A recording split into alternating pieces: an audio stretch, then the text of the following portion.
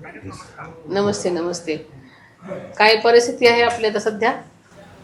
सध्या ठीक आहे. ट्रॅफिक मूव्हिंग आहे. स्कूल कॉलेजेस बंद आहेत. थोडा रस्त्यावर ऑफिस वगैरे बोर्ड पण कमीच आहे, परंतु ट्रॅफिक कंजेशन आहे मॅडम. बरोबर. आणि बारिशाचा पाऊस पण सुरूच आहे.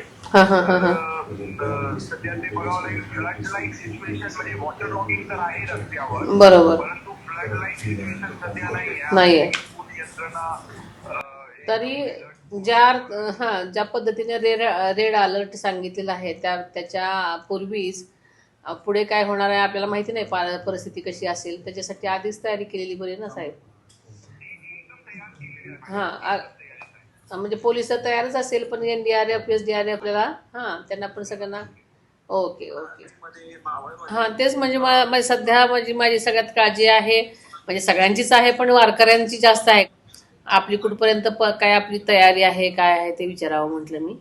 मॅडम टीम आहे आपली ऑलरेडी तिकडे. म्हणजे आपण तिथे जे काही ब्रिजेस जे त्या पाण्याखाली गेले होते तिथे मग हे पण लावलेले आहे आपले नो ट्रॅफिक असं हे करून टाका. कारण काय होतं की बऱ्याच बाहेरगावची वृद्ध महिला, लहान मुलं सगळेच जवळजवळ वयस्कर माणसं मोस्टली पालख्यांमध्ये असतात आणि मोठ्या संख्येने तिथं गेलेली आहेत लोक.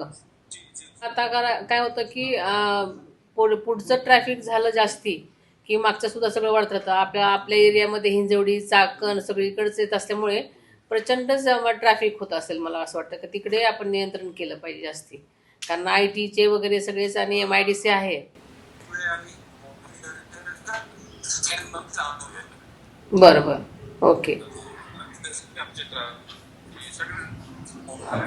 तर तुमचं सगळीकडे नियंत्रण कक्ष सतत चालू ठेवा आणि सगळीकडे व्यवस्थित लक्ष द्या आणि मला अपडेट करा.